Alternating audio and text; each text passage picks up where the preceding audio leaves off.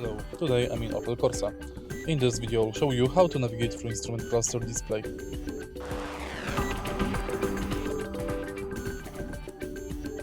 In the beginning, take a look at the instrument cluster.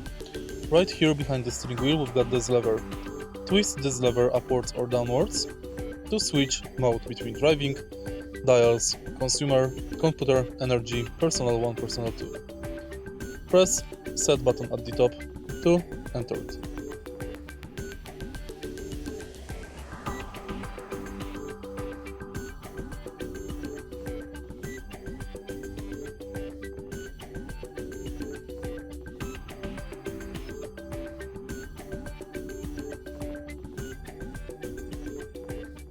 And that's basically it.